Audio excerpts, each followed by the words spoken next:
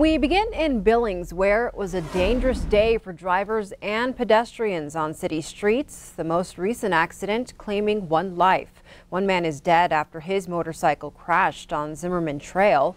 Police say the 28-year-old lost control of the bike and hit a guardrail. It happened just before 9:30 Thursday night near the intersection of Highway 3. Zimmerman Trail was shut down during the investigation. This was the second fatal crash on Billings roads within a 24-hour period on Thursday.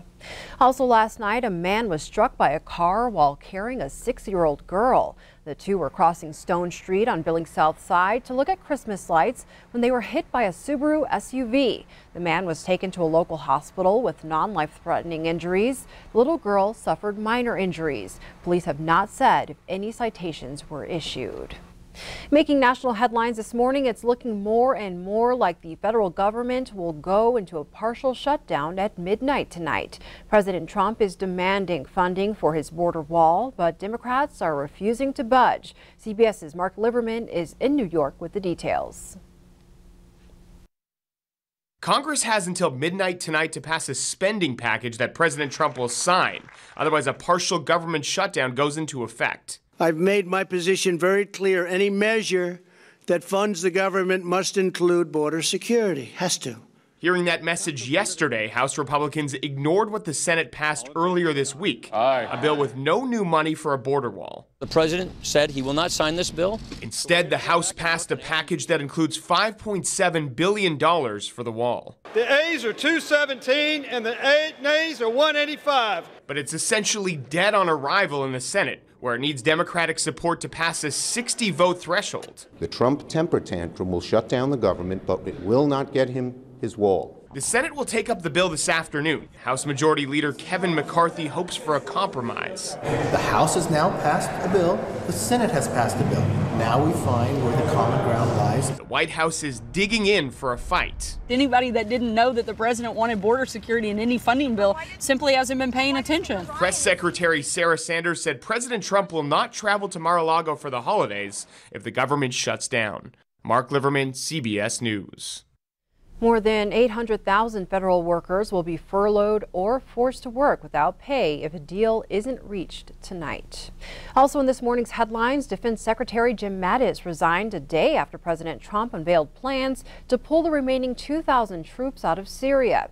Mattis said he is stepping down because of differences in views with the president. The former general will leave the position in February. In a tweet, the president said a successor will be named shortly.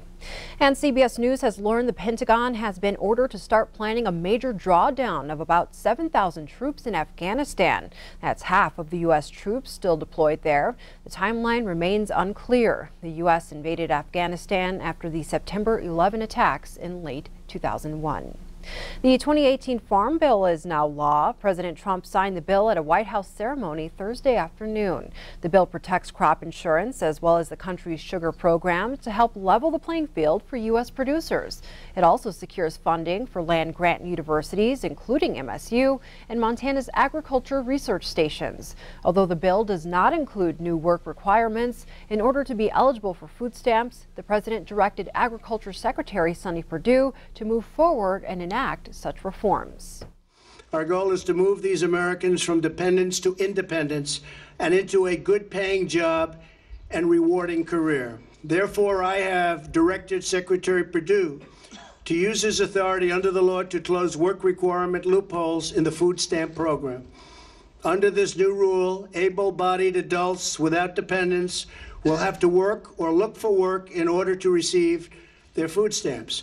The new Farm Bill is authorized until 2023 and also includes provisions to expand broadband access in the nation's rural communities. Meanwhile, one issue that won't be addressed in the 2018 session of Congress is funding for the Land and Water Conservation Fund. In spite of bipartisan support, the LWF will apparently have to wait until the new Congress convenes in January. According to Montana Senator Steve Daines, the Senate refused to allow those bills to reach the floor earlier this week. The Land and Water Conservation Fund is funded by offshore oil and gas royalties, but the fund expired this past September and has not yet been reauthorized.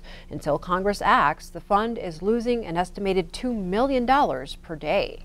We came so close last night to getting the lands package through and permanent reauthorization of LWCF, literally going door to door, talking to senators. We were this close, but we're not giving up the fight. We're taking it right back to the floor in January. We have agreement from leadership to get an up or down vote in the U.S. Senate the first couple weeks of January. Also included in that lands package is the Yellowstone Gateway Bill, which withdraws federal mineral rights on public land near Yellowstone National Park. Rimrock Auto Arena at Metro Park will be no more, and it appears there are two new local businesses vying for a chance to place their logo on the side of the building. The Yellowstone County Commissioners put out a request for proposals to the public back in November. This past Tuesday, the board reviewed two offers that are now up for negotiations from First Interstate Bank and Ultra Graphics. The board will decide sometime in the next few weeks. This comes after Rimrock Auto decided not to renew its contract in May of 2019. The commissioners say it costs more than $100,000 a year for a business to place its name on the side of the arena. Nearly 2 years after a fire damaged its building, the First Interstate Bank Heights branch opened a new building. The more than 6,000 square foot bank has the latest technology and design. The fire happened in March of 2017 and caused enough damage that management decided to rebuild. For 19 months, some employees worked in a trailer in the parking lot. First Interstate has used the same design in Miles City, Gillette, and soon in Hardin. We are so glad to be back here in this beautiful bank and all together as one team. That's great. With the drive up, just the technology with the security cameras, a little bit speedier service. It's a more welcoming client experience. Anymore now you can get on your phone and do most of your banking, but if you're going to come to the branch, you want to feel warm and welcome. And for our bank to be able to invest into the technology that they have, it feels good as an employee, and seeing the direction we're going, it's very exciting. First Interstate is planning a grand opening ceremony for the branch at 730 Main Street in January. And now we go to the Yellowstone County Courthouse, where there's a yearly somber reminder of what drinking and driving can do. No new angels were placed on the ceremonial Christmas tree this year that pays tribute to the lives lost from drunk driving. But that doesn't necessarily mean families aren't grieving this holiday season. The angel tree tradition started in 1974. The last angel placed on the tree was in 2016. Several officers were also recognized on Thursday for making the most DUI arrests. Those officers are Yellowstone County Deputy Harrison Gillen, Billings Police Sergeant Glenn Gunther, and Montana Highway Patrol Trooper Kirk Robbins. In some lighter news, there are plenty of Honda Odyssey minivans out on the roads, but few are as special as one that now belongs to a grateful Billings woman. Well, life has been hard. I've been struggling for a while now. And this is an amazing gift from all of you.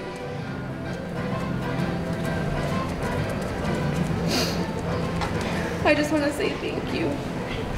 Underreiner Motors and the United Way of Yellowstone County teamed up to give this car to Maddie Sweeten Thursday morning. Sweeten is a single mother of 2 children, the youngest of which was diagnosed with meningitis at 3 months and has spent much of his first year in the hospital. Maddie works 6 to 7 days a week as a registered nursing assistant, but the medical bills have made it hard for her to afford a car. Sweeten says the gift changes everything for her and her family. I'll be able to spend more time with my kids. I'll be able to get to and from work, doctor's appointments, everything. It's changed my life in just one day, it felt like. And this is the 7th car Underreiner has given away in this fashion. Underreiner employees also filled the trunk with presents for Sweeten's children.